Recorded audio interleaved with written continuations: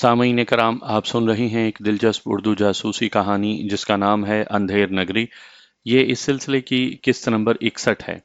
مجھے امید ہے آپ کو میری یہ کاوش پسند آ رہی ہوگی۔ آپ نے اگر ابھی تک میرا چینل مائی وائس سبسکرائب نہیں کیا تو ابھی میرے چینل کو سبسکرائب کر کے بیل نوٹیفیکیشن آن کر لیجئے تاکہ آنے والی ہر نئی کہانی کی اطلاع بر وقت آپ تک پہنچ سکے۔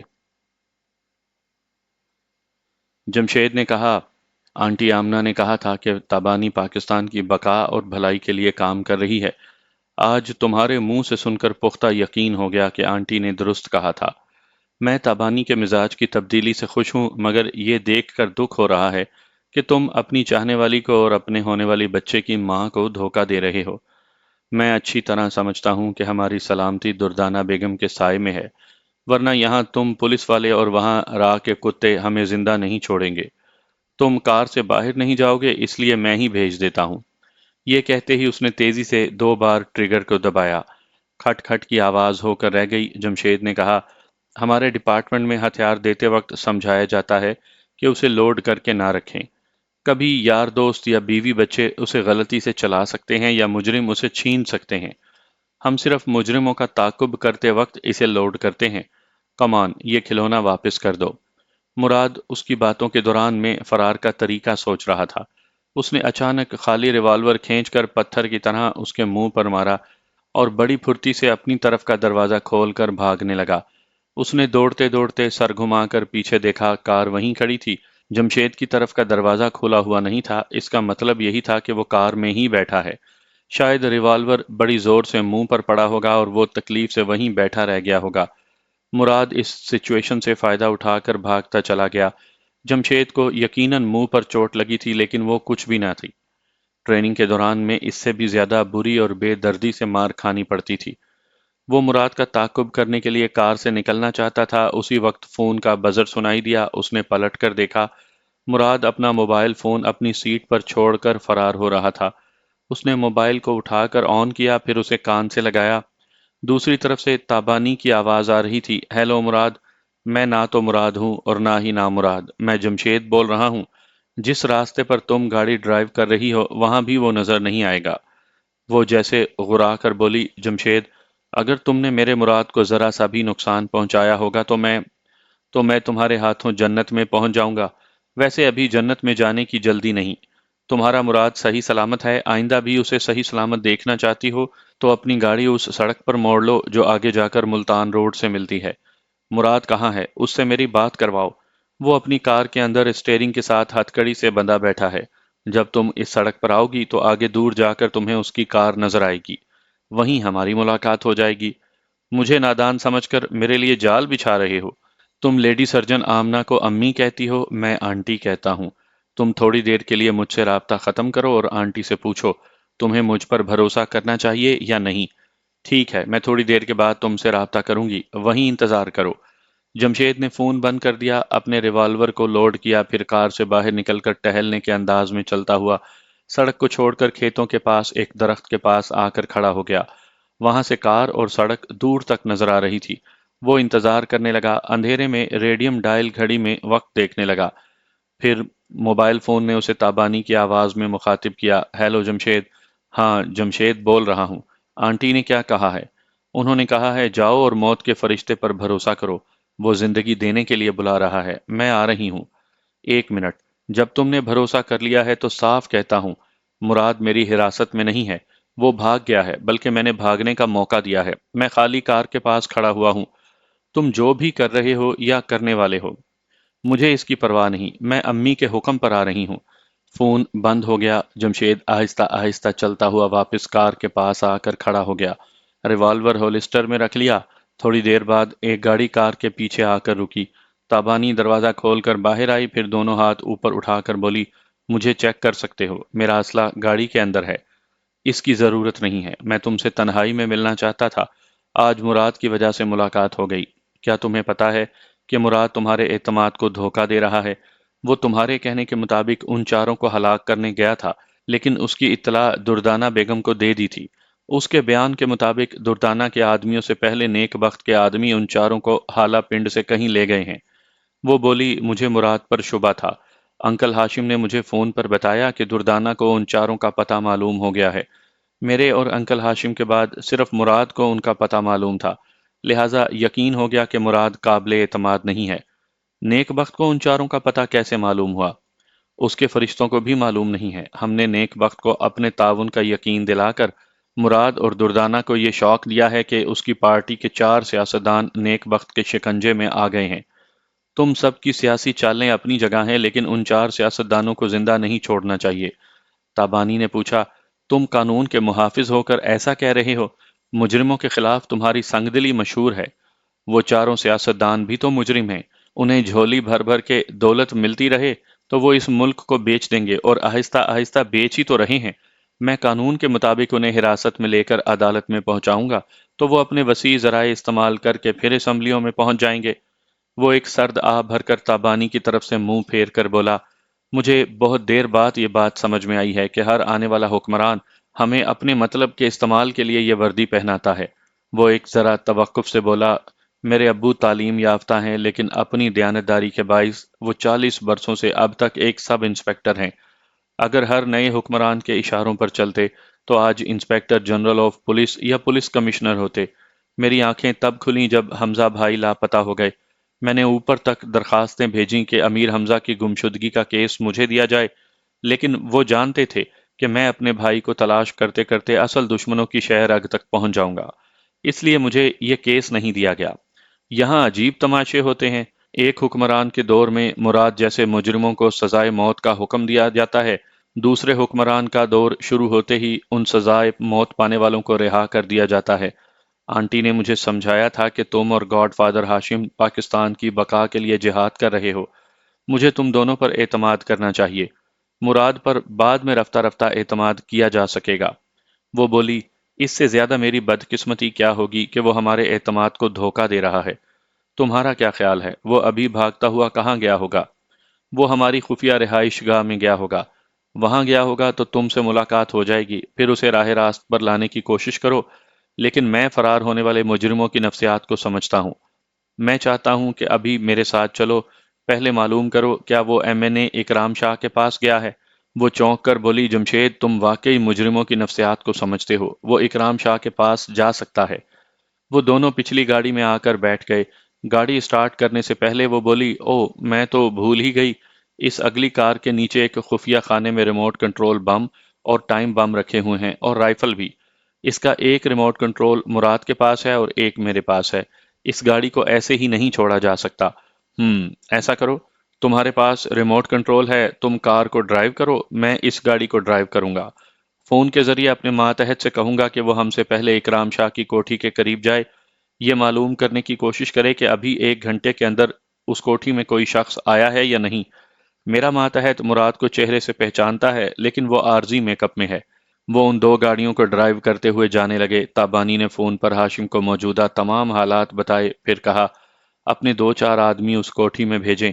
वो मेरा इशारा पाते ही इकराम शाह को कत्ल करने के लिए दौड़ें, लेकिन कत्ल ना करें। जमशेद ने मुजरिमों की नफ्सियात के बारे में दुरुस्त कहा था कि एक मुजरिम फरार होने के बाद अपने ही किसी दोस्त मुजरिम के पास जाता है। उसने कोठी के गेट के पास हाँफते हुए पहुंचकर गार्ड से कहा, अंकल, इकराम शाह से बात करवाओ। गार्ड उसे जानता था। उसने केबिन में आकर फोन किया। रात का पिछला पहर था, घंटी बज रही थी। इकराम शाह गहरी नींद सो रहा था। उसकी आंखें खुल गईं। उसने नागवारी से रिसीवर उठाकर पूछा, कौन है? सर, मैं सिक्योरिटी गार्ड हूँ। मुराद साहब आपसे अभी बात करना चाहते हैं। कौन मुराद? वही जो पहले आपके मेहमान थे। ओ गॉड, इतनी रात को वो यहाँ क्यों आया है? उसे रिसीवर दो। मुराद ने रिसीवर लेकर कहा, अंकल, गार्ड से गेट खोलने का कहें, मुझे अंदर बुलाएं। आखिर बात क्या है, इतनी रात को क्यों आए हो? वो झुंझुला कर बोला, दावत खाने नहीं आया हूँ। क्या आप नहीं जानते कि मैं अभी दुर्दाना बेगम के जाती फोन पर उनसे बातें कर सकता हूँ, लेकिन मैं उन्हें नींद से जगाना नहीं चाहता। अच्छा अच्छा, रिसीवर गार्ड को दो। गार्ड ने रिसीवर लिया, उधर की बात सुनी, फिर गेट खोल दिया। वो तेजी से चलता हुआ अहाते से गुजरकर कोठी के बैरूनी दरवाजे पर आया। उस दरवाजे को भी खोल दिया गया। दूसरे गार्ड ने उसे ड्राइंग रूम में बिठाया। थोड़ी देर बाद इकराम शाह ने आकर पूछा, मामला क्या है? मैं यकीन की हद तक शुबा कर रहा हूं कि ताबानी को मुझ पर शक हो गया है। जमशेद मेरे पीछे पड़ गया है। मैं उसे धोखा देकर बड़ी मुश्किल से अपनी जान बचा कर आया हूं। تم نے جمشید کو اپنے پیچھے لگایا اور وہ مصیبت میرے گلے ڈالنے یہاں چلے آئے؟ اور کہاں جاتا، میں اتنا احمق نہیں ہوں کہ اسے اپنے پیچھے لگا کر یہاں تک لے آتا۔ وہ میری تلاش میں بھٹک رہا ہوگا۔ کیا وہ اپنی عقل سے سوچ نہیں سکتا کہ تم یہاں پناہ لینے آؤ گے؟ وہ یہ سمجھے گا کہ میں تابانی کے پاس گیا ہوں، اور اس کے فرشتے بھی نہیں جانتے کہ تابانی کہاں ہے۔ کہاں ہے؟ یہی تو میں آپ سے پوچھنے آیا ہوں کہ آپ دردانہ بیگم کی نظروں میں اونچا مقام حاصل کرنا چاہتے ہیں یا نہیں؟ یہ بھی کوئی پوچھنے کی بات ہے؟ تو پھر ابھی چلیں، وہ مجھے تلاش کرنے کے بعد گھر پہنچ کر میرا انتظار کر رہی ہوگی۔ آپ چند زبردست بندوں کو لے کر چلیں، پھر اسے اٹھا کر دردانہ بیگم کے پاس پہنچا دیں۔ اس سے اگلوایا جا سکتا ہے کہ فرمان کہاں چھپا ہے۔ اکرام شاہ فوراً اٹھ کر مراد کے پاس صوفے پر بیٹھ کر اس کے شانے پر ہاتھ رکھ کر بولا، ارے تم دردانہ بیگم کی بات کر رہے ہو؟ تابانی گرفت میں آئے گی اور فرمان کا سراغ ملے گا تو خفیہ ہاتھ کی آشیرواد مجھے ملے گی۔ اکرام شاہ نے فوراً رسیور اٹھا کر نمبر ڈائل کیے، پھر رابطہ ہونے پر اپنے خاص ماتحت سے کہا کہ آدھے گھنٹے کے اندر 6 تگڑے بندوں کو ساتھ لے آئے۔ ایک خطرناک عورت کو قابو میں کرنا ہے، اسے بوری میں بند کر کے اپنے ٹارچر سیل میں پہنچانا ہے۔ مراد نے پریشان ہو کر پوچھا، آپ اسے اپنے ٹارچر سیل میں کیوں لے جائیں گے؟ تابانی اور فرمان کی گرفتاری کا سہرا میں اپنے سر باندھنا چاہتا ہوں۔ آپ جو چاہیں کریں، لیکن میری تابانی کو کوئی نقصان نہ پہنچائیں۔ وہ ماں بننے والی ہے۔ تم میرے ہو اور تابانی تمہاری ہے۔ یہ خیال دل سے نکال دو کہ میں اسے اور تمہارے ہونے والے بچے کو نقصان پہنچاؤں گا۔ اس کوٹھی کے باہر دور مال روڈ کے فٹ پاتھ پر جمشید نے اور تابانی نے اپنی اپنی گاڑی روکی۔ ایک شخص فٹ پاتھ پر کھڑا ہوا تھا۔ اس نے جمشید سے کہا، سر، میں آدھ گھنٹہ پہلے یہاں پہنچا تو ایک شخص اکرام شاہ کے سیکیورٹی گارڈ سے باتیں کر رہا تھا، پھر اس کے ساتھ کیبن میں گیا۔ اس کے بعد وہ شخص کوٹھی کے اندر چلا گیا۔ وہ اپنی ڈیوٹی کے مطابق رپورٹ دے رہا تھا۔ ایسے وقت ایک جیپ میں 7 عدد ہٹے کٹے افراد آئے۔ وہ جیپ اکرام شاہ کی کوٹھی کے سامنے رک گئی۔ ایک شخص گارڈ کے ساتھ کیبن میں آ گیا۔ جمشید نے تابانی سے کہا، ہم اپنی گاڑیاں اس گلی میں لے جائیں گے، اس طرح ہم ان سے چھپے رہیں گے۔ وہ اپنی گاڑیاں ریورس گیئر میں چلاتے ہوئے ایک گلی میں آ گئے، پھر گاڑیوں سے اتر کر اکرام شاہ کی کوٹھی کی طرف دیکھنے لگے۔ تابانی نے کہا، پہلے ایک شخص اس کوٹھی میں گیا، اس کا حلیہ کیا تھا؟ کیا تمہیں اس کا لباس وغیرہ کچھ نظر آیا تھا؟ جمشید کے ماتحت نے کہا، اس وقت میں اکرام شاہ کی کوٹھی کے قریب تھا، وہاں کیبن کے پیچھے چھپا ہوا تھا۔ پہلے جو شخص آیا وہ ایک عام سا قداور اور صحت مند تھا، مگر اس کی آستین میں بازو کی طرف خون کا دھبا تھا۔ جمشید نے کہا، وہ مراد ہی ہے۔ ابھی اس نے اکرام شاہ سے مل کر کوئی پلاننگ کی ہے اور اس پلاننگ پر عمل کرنے کے لیے ان حواریوں کو بلایا ہے۔ 15 منٹ کے بعد ہی وہ ساتوں غنڈے نکل کر جیپ میں آ کر بیٹھ گئے۔ کوٹھی کے احاطے سے ایک کار نکلی، اس میں مراد اور اکرام شاہ تھے۔ اکرام شاہ گاڑی ڈرائیو کرتے ہوئے ایک سمت جانے لگا، جیپ بھی اس کے پیچھے جانے لگی۔ تابانی، جمشید اور اس کا ماتحت اپنی گاڑیوں میں آ گئے۔ ماتحت جمشید کے ساتھ تھا، تابانی اپنی کار ڈرائیو کرنے لگی۔ وہ جمشید سے بھی دور دور تھی تاکہ مراد عقب نما آئینے میں دیکھ کر اپنی کار کو نہ پہچان لے۔ مراد انہیں مال روڈ سے گلبرگ اور پھر ماڈل ٹاؤن کی طرف لے جا رہا تھا۔ وہ سمجھ گئی کہ اکرام شاہ کو ٹاؤن شپ کی سمت لے جا رہا ہے۔ وہ موبائل فون کے ذریعے جمشید سے بولی، مراد انہیں میری خفیہ رہائش گاہ کی طرف لے جا رہا تھا۔ میں راستہ بدل کر تم سے الگ ہو رہی ہوں۔ اگر راستے میں مراد کی یہ کار کہیں کھڑی ہوئی نظر آئے تو اس سے دور رہنا۔ وہ ریموٹ کنٹرول کے ذریعے دھماکہ کر کے تمہیں ہلاک کر سکتا ہے۔ اس نے رابطہ ختم کر کے تیز رفتاری سے کار چلاتے ہوئے شارٹ کٹ راستوں پر چلتے ہوئے اپنی رہائش گاہ سے دور ایک کھلے میدان کے پاس اپنی کار روک دی۔ کار سے اتر کر تیزی سے چلتی ہوئی ایک ایسے مکان کی آڑ میں آ گئی جو ابھی تعمیر ہو رہا تھا اور جس کی نصف دیواریں ابھی اٹھائی گئی تھیں۔ اس نے جہاں کار کھڑی کی تھی وہی ایک راستہ اس کی رہائش گاہ کی طرف جاتا تھا۔ اس نے کار سے اترنے کے بعد اس کے نچلے حصے سے 2 ریموٹ کنٹرول بم نکال کر دونوں کو پہیوں کے اوپر رکھا تھا۔ تھوڑی دیر بعد ہی دور سے اکرام شاہ کی کار اور اس کے حواریوں کی جیپ آتی دکھائی دی۔ مراد نے کار کی ہیڈ لائٹس میں اپنی کار کو دیکھ کر کہا، انکل کار روکیں، وہ سامنے میری کار کھڑی ہے۔ اکرام شاہ نے پوچھا، تمہاری کار یہاں کیسے کھڑی ہے؟ جمشید یہ کار لے کر میری تلاش میں ادھر سے گزرا ہوگا۔ ایسا تو نہیں ہے کہ وہ ہمیں ٹریپ کرنے کی کوئی چال چل رہا ہو؟ اسے کیا معلوم کہ میں تابانی کے ساتھ ٹاؤن شپ میں رہتا ہوں؟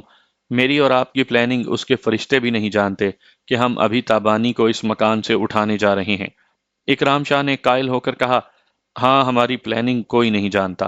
تمہاری وہ کار کسی خرابی کی وجہ سے وہاں رک گئی۔ جمشید کسی دوسری گاڑی والے سے لفٹ لے کر گیا ہے۔ اس نے دو ہواریوں سے کہا، وہاں جا کر دیکھو کار کیوں کھڑی ہے۔ وہ دونوں آگے بڑھ کر کار کے دونوں طرف جا کر دیکھنے لگے۔ تمام کھڑکیوں کے شیشے چڑھے ہوئے تھے اور تمام دروازے لاک تھے۔ ایک ہواری نے کہا، گاڑی لاک ہے اور اندر ایک سیٹ پر لیڈیز پرس رکھا ہوا ہے۔ مراد اور اکرام شاہ اپنی کار سے اتر کر ادھر جانے لگے۔ مراد نے کہا، اس کار کی چابی میرے پاس ہے۔ یہ بات ہمارے فیور میں ہے۔ اگر اس میں پیٹرول نہیں ہے تو میں آپ کی گاڑی سے پیٹرول لے کر اس میں تنہا جاؤں گا۔ آپ مجھ سے پیچھے رہ کر ان آدمیوں کے ساتھ آئیں۔ وہ کار کے قریب آ کر اس کا دروازہ کھولنے کے لیے جیب سے چابی نکالنے لگا۔ تابانی مشکل میں پڑ گئی۔ وہ نہیں چاہتی تھی کہ مراد اس کار کے پاس رہے۔ اس نے ایک ہاتھ میں ریوالور لیا، دوسرے ہاتھ میں ریموٹ کنٹرول، پھر نشانہ لے کر ایک فائر کیا۔ گولی اکرام شاہ کے پیر میں لگی۔ اس کے حلق سے چیخ نکلی۔ وہ کار سے لگ کر زمین پر گرنے لگا۔ ایک فائر کی آواز کے ساتھ ہی مراد اور دوسرے ہواری کہیں چھپنے اور جوابی فائرنگ کرنے کے لیے بھاگنے لگے۔ مراد جیسے ہی اس کار سے دور ہوا، تابانی نے ریموٹ کنٹرول کا بٹن دبا دیا۔ ایک دل دہلا دینے والا دھماکہ ہوا۔ مراد دور چھلانگ لگا کر زمین پر اوندھے منہ گرا، پھر اٹھ کر بھاگنے لگا۔ پھر ایک زبردست دھماکہ ہوا۔ مراد پھر چھلانگ لگا کر ایک دیوار کے کنارے آ کر اوندھے منہ زمین پر گرا۔ اسی وقت تیسرا دھماکہ بھی ہوا۔ کار کے نیچے چور خانے میں جتنے بم رکھے ہوئے تھے وہ سب بلاسٹ ہوتے جا رہے تھے۔ آگ کے شعلے آسمان کی طرف لپک رہے تھے۔ دور مکانوں سے عورتوں اور مردوں کے چیخنے کی آوازیں آ رہی تھیں۔ تمام بموں کے بلاسٹ ہونے کے بعد کار کے چھوٹے چھوٹے ٹکڑے فضا کی بلندی تک جا کر پھر واپس آ کر دور دور تک گر رہے تھے۔ جب کار کے پرخچے اور اکرام شاہ کے چیتھڑے اڑ گئے تو خاموشی چھا گئی۔ مراد منہ اوندھا کیے دیوار کے قریب زمین پر لیٹا ہوا تھا۔ جب اس نے ایک ذرا سا سر اٹھا کر دیکھا تو تابانی ریوالور اور ریموٹ کنٹرول کو پھینک کر بولی، تمہیں بچانے کے لیے اکرام شاہ کو پیر پر گولی مارنی پڑی تاکہ تم دوسری اندیکھی فائرنگ سے بچنے کے لیے وہاں سے بھاگ سکو، اور اکرام شاہ بھاگنے کے قابل نہ رہے۔ وہ تو گیا، تم خود کو ٹٹول کر دیکھو زندہ بھی ہو یا نہیں۔ وہ اٹھ کر کھڑا ہو گیا۔ اپنے لباس سے مٹی جھاڑتے ہوئے بولا، تم نے تو کمال کر دیا۔ وہ اکرام شاہ مجھے گن پوائنٹ پر مجبور کر رہا تھا کہ میں اسے تمہاری خفیہ پناہ گاہ میں لے چلوں۔ میں تمام راستے تدبیر سوچتا آ رہا تھا کہ کس طرح اس کے حواریوں سے نجات حاصل کروں۔ تم نے صحیح وقت پر پہنچ کر اسے ہماری رہائش گاہ تک پہنچنے نہیں دیا۔ تابانی اسے خاموشی سے دیکھ رہی تھی۔ وہ بولا، ہمیں فوراً یہاں سے بھاگنا چاہیے، پولیس پارٹی آتی ہوگی۔ وہ ریوالور کو چیمبر کی طرف سے کھولتی ہوئی گننے لگی۔ 1 2 3 4 5۔ صرف ایک کام آئی، ابھی 5 ہیں۔ مراد نے اسے غور سے دیکھا۔ نیم تاریکی میں اس کی آنکھوں سے آنسو بہتے دکھائی دے رہے تھے۔ وہ حیرانی سے بولا، تم رو رہی ہو؟ اس نے جواب نہیں دیا۔ اپنی آستینوں سے آنسو پونچھنے لگی۔ اس زیر تعمیر مکان کی دوسری طرف سے جمشید کی آواز سنائی دی۔ وہ اونچی آواز میں پوچھ رہا تھا، آپی، آپ کہاں ہیں؟ میں آپ کا نام نہیں لے سکتا۔ تابانی نے اونچی آواز میں کہا، میں یہاں ہوں، اس مکان کی پچھلی طرف سے چلے آؤ۔ مراد نے گھبرا کر پوچھا، یہ تو جمشید کی آواز ہے، تم اس کے ساتھ آئی ہو؟ وہ خاموش رہی۔ اس نے اب تک مراد کی کسی بات کا جواب نہیں دیا تھا۔ جمشید اپنے ماتحت کے ساتھ دوڑتا ہوا آیا۔ اس نے ایک نظر مراد پر ڈالی، پھر تابانی سے بولا، فوراً یہاں سے چلو ورنہ دوسری پولیس پارٹی آئے گی تو میں تمہاری حمایت میں کچھ نہیں کر سکوں گا، کم آن۔ وہ سب دوڑتے ہوئے اس دوسری گاڑی میں آئے جسے جمشید ڈرائیو کر رہا تھا، اور اس سے پہلے تابانی اسے ڈرائیو کرتے ہوئے جمشید کے پاس آئی تھی۔ اب ماتحت اسے ڈرائیو کر رہا تھا۔ جمشید نے کہا، آج سے میں آپ کو آپی کہہ رہا ہوں اور آپ کی امی اب میری امی ہیں، میں انہیں آنٹی آمنہ نہیں کہوں گا۔ تابانی اندر سے مراد کی بے وفائی سے ایسی زخمی تھی کہ منہ سے کچھ بول نہیں پا رہی تھی۔ اس نے جواب میں جمشید کے دونوں ہاتھوں کو محبت سے تھام لیا، پھر سر جھکائے بیٹھی رہی۔ جمشید اسے اور مراد کو ٹاؤن شپ پہنچا کر اپنے ماتحت کے ساتھ چلا گیا۔ مراد سمجھ رہا تھا کہ تابانی خاموش آتش فشاں ہے۔ وہ اس کے مزاج کو برسوں سے سمجھتا آیا تھا۔ مکان کا دروازہ کھول کر وہ اندر آئی۔ ایک میز پر پانی سے بھرا ہوا شیشے کا جگ رکھا ہوا تھا۔ وہ دونوں ہاتھ سے اسے اٹھا کر پینے لگی اور پیتی ہی چلی گئی۔ وہ اندر سے ایسے خالی ہو گئی تھی کہ سارا سمندر بھی پی لیتی، تب بھی اس کی کوکھ میں پلنے والا بچہ پوچھتا، ممی، کیا میرے پاپا آپ کو رلاتے ہیں؟ آپ مجھے دودھ پلائیں، جگ بھر کے آنسو کیوں پلا رہی ہیں؟ اس نے شیشے کے خالی جگ کو دیوار پر دے مارا۔ مراد نے کہا، پلیز ایسا نہ کرو، اپنے اندر کا غبار مجھ پر نکالو۔ اسی وقت فجر کی اذان سنائی دی۔ وہ سر جھکا کر آنکھیں بند کر کے اذان کو سننے لگی، خود کو اندر ہی اندر پرسکون رکھنے کی کوشش کرنے لگی۔ مراد اسے دیکھ رہا تھا اور سوچ رہا تھا کس طرح اپنی محبت سے اسے قابو میں کرے۔ قابو میں تو اذان نے کیا تھا، ورنہ وہ شیشے کے جگ کے بعد گھر کے تمام سامان کو توڑ پھوڑ کر رکھ دیتی۔ جن مولوی صاحب نے اسے مسلمان بنایا تھا، انہوں نے آخر میں نصیحت کی تھی کہ جب بھی اللہ تعالیٰ کا اسم مقدس سنو، پھر غصہ تو کیا، دنیا کے ہر منفی جذبات کو بھول جایا کرو۔ اذان کے مکمل ہونے تک وہ سر پر آنچل رکھے، سر جھکائے اور آنکھیں بند کیے رہی۔ ابھی اس نے صرف پہلا کلمہ اور درود شریف یاد کیے تھے۔ اس نے انہیں زیر لب پڑھ کر آنکھیں کھول کر مراد کو دیکھا، پھر ایک صوفے کی طرف اشارہ کیا، بیٹھ جاؤ۔ وہ بیٹھتے ہی بولا، تم ناراض ہو؟ نہیں، میں نے کلام پاک کی ایک آیت سنی تھی، اس کے معنی یہ تھے کہ کافروں سے کہا گیا تھا کہ تمہارا دین تمہارے ساتھ اور ہمارا دین ہمارے ساتھ۔ اس کا یہ مطلب بھی سمجھ میں آتا ہے کہ تابانی کا عمل تابانی کے ساتھ اور مراد کا عمل مراد کے ساتھ، باقی اللہ تعالیٰ انجام کو پہنچانے والا ہے۔ وہ بولا، اللہ کا شکر ہے کہ قرآن مجید کی روشنی میں تمہیں غصہ برداشت کرنا آ گیا ہے۔ تم پیدائشی مسلمان ہو، تمہیں روشنی نہیں ملی، مجھے مل گئی۔ مجھے کچھ کہنے دو، میں تمہاری غلط فہمیاں دور کروں گا۔ اس نے موبائل نکال کر اسے دیا۔ وہ فون لے کر بولا، کسے فون کرنا ہے؟ تم جب سے حالہ پنڈ روانہ ہوئے تب سے تمہارا کوئی اپنا بنتا گیا اور کوئی پرایا، اور فون اپنوں کو کیا جاتا ہے، کسی اپنے کو فون کرو۔ صرف تم ہی میری اپنی ہو، صرف میں تمہاری ہوتی تو یہ فون نہ دیتی۔ مجھ سے باتیں بناؤ گے تو پھر میرا موڈ خراب ہو جائے گا۔ میرے ایک اپنے انکل اکرام شاہ تھے، تم انہیں سزائے موت دے چکی ہو۔ ان کے سوا پاکستان میں میرا کوئی نہیں۔ وہ اپنے ضروری سامان کا بیگ اٹھا کر دروازے تک آئی، پھر بولی، میں تمہیں ایک اشارہ دیتی ہوں، اسے سمجھو اور فون پر ابھی اس سے رابطہ کرو، ورنہ میں تمہیں چھوڑ کر چلی جاؤں گی۔ اشارہ دو، میں سمجھنے کی کوشش کرتا ہوں۔ وہ بولی، میری سیاسی سوکن کے نمبر پنچ کرو۔ وہ ایک دم سے پریشان ہو گیا، اس کی بات سمجھ میں آ گئی تھی۔ وہ نام لیے بغیر اسے بے نقاب کر رہی تھی۔ وہ قریب آتے ہوئے بولا، تم پہیلی کیوں بجھوا رہی ہو؟ بھلا کون تمہاری سوکن ہوگی؟ کیا میں یہ نہیں جانتا ہوں کہ کسی عورت میں بھی دلچسپی لوں گا تو تم اسے چیر پھاڑ کر رکھ دو گی؟ اپنا مرد کسی بھی عورت کو کسی بھی مقابلے میں اپنی بیوی سے زیادہ اہمیت دیتا ہے تو وہ عورت ایک بیوی کے لیے سوکن کہلاتی ہے۔ اس کے بعد اب کچھ نہیں بولوں گی۔ مجھے صرف 3 تک گنتی آتی ہے، اسے گن کر چلی جاؤں گی، پھر تم مجھے کبھی نہیں دیکھ سکو گے۔ یہ کہہ کر وہ گننے لگی، 1۔ تابانی میری بات کا یقین کرو، اس نے گنتی کی، 2۔ میں تمہاری محبت کی قسم کھاتا ہوں اور سچ کہتا ہوں کہ تابانی نے فوراً اس کا ہاتھ پکڑ کر اپنے پیٹ پر رکھتے ہوئے کہا، اپنے ہونے والے بچے کی قسم کھاؤ، کیا سچ بول رہے ہو؟ اس نے سر جھکا لیا۔ اس کے ایک ہاتھ میں موبائل فون تھا، وہ نمبر پنچ کرنے لگا۔ رابطہ ہونے کے بعد اسے کان سے لگا کر بولا، ہیلو، میں مراد بول رہا ہوں۔ تابانی اس کے قریب آ کر فون سے کان لگا کر سننے لگی۔ دوسری طرف سے دردانہ نے کہا، تم نے اتنی صبح فون کیا ہے، خیریت تو ہے؟ جی نہیں، میرے انکل آپ کے MNA اکرام شاہ کو ایک کار کے دھماکے میں ہلاک کر دیا گیا ہے۔ او گاڈ، کیا تم جائے واردات پر گئے تھے؟ تم نے اپنی آنکھوں سے دیکھا؟ تابانی نے اسے فون لے کر کہا، مراد میرا ہے، اپنی خوشی کے لیے جو کہتی ہوں وہ کرتا ہے۔ اسی نے میرے ہی کہنے پر حالہ پنڈ تک تمہارے آدمیوں کو دوڑایا تھا، پھر میرے کہنے پر اکرام شاہ کو الو بنا کر ٹاؤن شپ سے کچھ دور لا کر اسے کار سمیت بموں کے دھماکے سے اڑا دیا۔ آئندہ بھی مراد سے کام لوں گی تو یہ میرا ہی کام کرے گا۔ تمہاری خوش فہمی ختم ہو جانی چاہیے۔ یہ کہتے ہی اس نے فون بند کر دیا۔ مراد نے نرمی سے احتجاج کیا، یہ تم نے کیا کہہ دیا ہے؟ اب میڈم کی پارٹی کا کوئی بندہ مجھ پر اعتماد نہیں کرے گا۔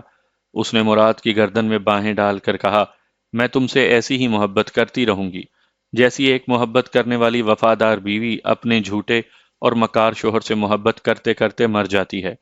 وہ اسے بازوؤں کے حصار میں لے کر بولا، مجھے اور شرمندہ نہ کرو۔ نہیں کروں گی، جو گزر گئی سو گزر گئی۔ دیکھو میرا پیٹ کتنا بڑھ گیا ہے، ان لمحات میں ہمارے درمیان ہمارا بچہ بھی ہے۔ اس کی ماں کو دل سے چوم لو، یہ ننھا خوش ہو جائے گا۔ مراد اس کے چہرے پر جھک گیا۔ امریکہ کے ایک نہایت دولت مند بیوروکریٹ کے دل میں اچانک اپنے ان رشتہ داروں کے لیے محبت پیدا ہو گئی جو پاکستان میں تھے۔ پاکستان کو قائم ہوئے آدھی صدی گزرنے والی تھی۔ اس طویل مدت کے بعد اس بیوروکریٹ مسٹر سعید الزماں کا دل عزیز و اقارب کے لیے تڑپنے لگا اور وہ پاکستان ان سے ملاقات کرنے آ گئے۔ سنا ہے حضرت موسیٰ کلیم اللہ آگ لینے گئے تھے، انہیں پیغمبری مل گئی تھی۔ وہی بات یہاں صادق آئی کہ سعید الزماں صاحب رشتہ داروں سے گلے ملنے آئے تھے، انہیں پاکستان کا وزیر اعظم بنا دیا گیا۔ کئی صحافیوں اور دانشوروں نے اس پر اعتراض کیا کہ جو شخص ساری عمر امریکہ میں رہا ہو اور پاکستانی تہذیب و ثقافت کو اور مذہبی امور کو مکمل طور پر نہ سمجھتا ہو، اسے اتنا بڑا عہدہ کیسے دے دیا گیا؟ اور اتنا بڑا فیصلہ تو عوام نے کبھی نہیں کیا۔ ویسے عوام ہیں کیا چیز؟ پاکستانی قوم کو صرف اتنا سمجھا دینا کافی تھا کہ جناب سعید الزماں امریکہ سے ضرور آئے ہیں لیکن وہ پکے مسلمان ہیں۔ آدھی صدی سے زیادہ امریکہ میں رہنے کے باوجود وہ مسلمان ہیں۔ اس سے زیادہ پختہ ایمان کا ثبوت اور کیا ہو سکتا ہے؟ ویسے یہ ایمان کی بات ہے کہ جناب سعید الزماں جب تک رہے ملک میں سیاسی جھگڑے نہیں ہونے دیے، پاکستان کی اقتصادی بدحالی کے خاتمے کا حل تلاش کیا، ماضی اور حال کے تمام حکمرانوں، ان کی سیاسی پارٹیوں کے لیڈروں کا پول کھولا کہ وہ سب کس طرح آج تک قومی خزانے کو لوٹتے رہے۔ انہوں نے ہر سیاستدان کے نام کے ساتھ یہ فہرست اخبار میں چھپوائی کہ کس سیاستدان اور بیوروکریٹ نے کتنے لاکھ، کتنے کروڑ اور کتنے ارب روپے قومی خزانے سے قرض لیے اور آج تک واپس نہیں کیے۔ جتنے بڑے سرمایہ دار، جاگیردار اور وڈیرے ہیں، انہوں نے قیام پاکستان سے آج تک بجلی کے بھی بل ادا نہیں کیے۔ بڑے بڑے انکم ٹیکس چوروں کے نام بھی شائع کیے گئے اور فرمایا کہ ان تمام بڑے لوگوں سے تمام مال، قرضے اور بل وغیرہ وصول کیے جائیں تو پاکستان اتنا مالدار ہو جائے کہ پھر ورلڈ بینک سے کبھی قرضہ نہیں لے گا۔ لیکن شرط یہ ہے کہ آئندہ پاکستان میں جو حکمران بھی آئے گا وہ یہ تمام قرضے وصول کرنے کا نیک کام پہلے کرے گا۔ دردانہ بیگم اور نیک بخت نے خفیہ ہاتھ سے شکایت کی کہ اس نے جناب سعید الزماں کو ان کی سیاسی موت بنا کر بھیجا ہے۔ اب ان میں سے جو بھی حکومت کرے گا اسے تمام قرضے وصول کرنے ہوں گے۔ جواب میں کہا گیا، یہ بات پاکستانیوں کو خوش کرنے کے لیے کہی گئی ہے، ورنہ جو بھی حکمران قرضے وصولی کی مہم چلائے گا، اپوزیشن والے اس حکمران کو بھی مجبور کر دیں گے کہ آپ بھی قومی خزانے کے اربوں روپے واپس کریں۔ کسی بھی حکمران کے دور میں قرضے وصولی کی مہم کاغذی ہوگی۔ اخبارات میں بیان بازی کے ذریعے اطمینان دلایا جائے گا کہ قرضے لینے اور غیر ملکی بینکوں میں دولت جمع کرنے والوں کے خلاف ٹھوس ثبوت جمع کیے جا رہے ہیں۔ بڑے زوروں شوروں سے عدالتی کارروائیوں کا یقین دلایا جائے گا اور جس سیاستدان کو عوامی سطح پر بھی ملزم کہا جائے گا اسے گرفتار کرنے کا وارنٹ جاری کیا جائے گا۔ اس سے پہلے ہی وہ ملک سے باہر چلا جائے گا یا چلی جائے گی، لیکن سلاخوں کے پیچھے نہیں جائیں گے اور نہ بیرونی ممالک کے بینکوں میں جمع کیے ہوئے اربوں روپے قرض کی وصولی کے طور پر دیں گے۔ میری داستان میں روکھی سوکھی زہریلی سیاست آ گئی ہے، لہٰذا اختصار سے کام لے کر صرف اتنا کہہ دیتا ہوں کہ جناب سعید الزماں نے پاکستان کے لٹیرے سیاستدانوں کے چہرے بے نقاب کرنے کا بہت بڑا کارنامہ انجام دیا۔ اب آئندہ الیکشن میں کامیابی حاصل کرنے کے لیے اپنی اپنی سیاسی پوزیشن مضبوط کرنے کی فکر تھی۔ دردانہ کی پارٹی سے اکرام شاہ سمیت 5 اہم سیاستدان کم ہو گئے تھے۔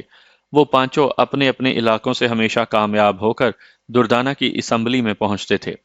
اب ان علاقوں میں نیک بخت کی پارٹی کے سیاستدان بھی مضبوط پوزیشن حاصل کر رہے تھے۔ خفیہ ہاتھ اسے تسلیاں دے رہا تھا، اطمینان رکھو، اس بار ہم ایسی بازیگری دکھائیں گے کہ نیک بخت ہزار کوششوں کے باوجود اپوزیشن بینچ پر بیٹھے گا۔ دوسری طرف نیک بخت نے خفیہ ہاتھ سے شکایت کی، سر آپ مسلسل دردانہ بیگم کی حمایت کر رہی ہیں، آپ مجھ سے کب تک ناراض رہیں گے؟ خفیہ ہاتھ نے کہا، تم میری لسٹ میں باغی سیاستدان ہو، مجھے دھوکہ دیتے ہو اور میرے ہی کاندھے پر سوار ہو کر حکمران بننا چاہتے ہو۔ آپ کو میرے خلاف بھڑکایا جا رہا ہے، میں آپ کا خادم ہوں، باغی نہیں۔ میں نے آپ کی پالیسیوں کے خلاف کبھی کوئی کام نہیں کیا۔ مسٹر نیک بخت، خفیہ ایجنسیاں تابانی اور فرمان کو ڈھونڈ نکالنے میں اب تک ناکام رہی ہیں اور وہ دونوں تمہاری دونوں آستینوں میں چھپے ہوئے ہیں، گویا تم میرے خلاف اپنی آستینوں میں سانپ پال رہے ہو۔ یہ سراسر جھوٹ ہے۔ میں نے آج تک نہ تو تابانی اور فرمان کی آواز سنی ہے اور نہ ہی ان کی صورت دیکھی ہے۔ مجھے پورا یقین ہے کہ دردانہ بیگم میرے خلاف یہ افواہ پھیلا رہی ہے۔ آپ اپنی تمام ایجنسیوں کو حکم دیں کہ وہ دن رات میرا محاصرہ کیے رہیں، میرے تمام ٹیلی فون ریکارڈ کرتے رہیں۔ مجھے اپنی ایجنسیوں کو ایسے احکامات صادر کرنے ہیں یا نہیں، اس کا مشورہ نہ دو۔ میں صرف ایک بات کہتا ہوں، آئندہ اقتدار چاہتے ہو تو تابانی اور فرمان کو میرے حوالے کر دو یا ان کی خفیہ پناہ گاہ بتا دو۔ تم جب تک ایسا نہیں کرو گے تب تک میرے سیکٹری سے باتیں کرو گے۔ مجھ سے براہ راست گفتگو نہیں ہوگی۔ فون بند کر دیا گیا۔ نیک وقت نے اپنا فون بند کر کے مشیروں سے کہا، یہ تبانی اور فرمان میری سیاست کے گلے میں ہڈی کی طرح اٹک گئے ہیں۔ میں انہیں نگل نہیں سکتا اور اگل بھی نہیں سکتا۔ ان سے دشمنی مہنگی پڑے گی اور دوستی کو خفیہ ہاتھ مصیبت بنا رہا ہے۔ کہتا ہے دونوں کو پیش کر دو اور اقتدار کی کرسی پر بیٹھ جاؤ۔ ایک مشیر نے کہا، اس کا جھکاؤ صرف دردانہ کی طرف ہے۔ اس بات کی ضمانت ہم اس سے نہیں لے سکتے کہ تابانی اور فرمان کو پیش کرنے کے بعد وہ سچ مچ آئندہ ہمیں حکومت بنانے دے گا۔ دوسرے مشیر نے کہا، دوسری طرف تابانی اور فرمان سے دوستی اتنی مستحکم نہیں ہوئی کہ ہم ان پر بھروسہ بھی کر سکیں۔ صرف 2 بار گاڈ فادر ہاشم نے آپ سے فون پر باتیں کی ہیں اور پوری طرح کا تعاون کا یقین دلایا ہے۔ تیسرے مشیر نے کہا، اتنا تو ہے کہ وہ جو کہتا ہے وہ کر بھی رہا ہے۔ آپ سے باتیں کرنے کے بعد اس نے دردانہ کی پارٹی کے اکرام شاہ کو ہلاک کروا دیا ہے۔ وہ دردانہ کے لیے مسلسل دہشت بنا ہوا ہے اور اس کی پارٹی کے وفادار سیاستدانوں کو کم تر کرتا جا رہا ہے۔ اس نے آج تک ہماری پارٹی کے کسی سیاستدان کو نقصان نہیں پہنچایا۔ کچھ بھی ہو، ہمیں اس کی دشمنی سے بچنا چاہیے۔ نیک وقت نے کہا، میں نے تو یہ طے کر لیا ہے کہ تابانی اور فرمان سے کام نکالنے کے لیے میں گاڈ فادر ہاشم کو دوست بنائے رکھوں گا۔ اب تو خفیہ ایجنسی والے آپ کی ہر فون کال ریکارڈ کرتے ہوں گے اور نہ جانے آپ کے اس پیلس کے اندر اور باہر کس بھیس میں جاسوس چھوڑ رکھے ہوں۔